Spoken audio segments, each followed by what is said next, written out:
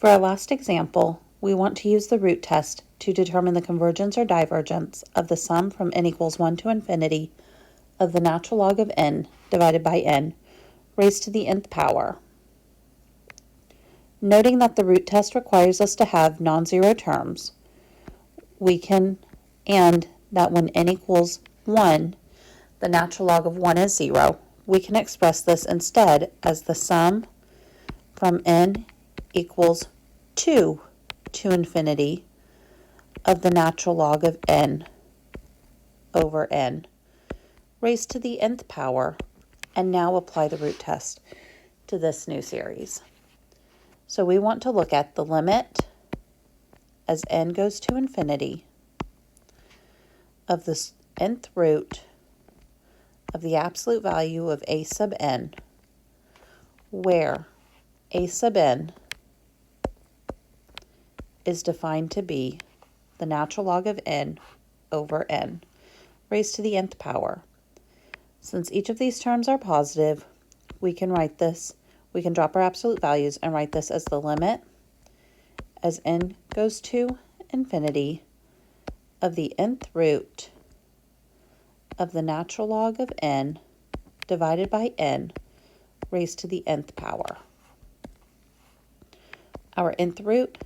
and our nth exponent, or nth power, cancel, and we are left with the limit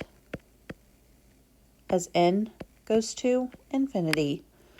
of the natural log of n over n. Noting that this is an infinity over infinity indeterminate type, we view this in light of the continuous differentiable functions on the positive real numbers, and instead identify this as the limit as x goes to infinity of the natural log of x divided by x. And here we can apply L'Hopital's rule to the indeterminate type. L'Hopital's rule tells us that we'll have the limit as x goes to infinity of the derivative of the top, which is a 1 over x, divided by the derivative of the bottom, which is a 1. 1 over x will go to 0 as x goes to infinity, and the 1 will stay fixed, so this limit equals 0, which is less than 1. So, by the root test,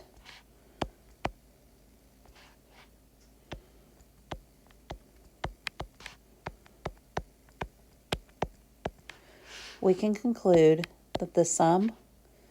from n equals 2 to infinity of the natural log of n over n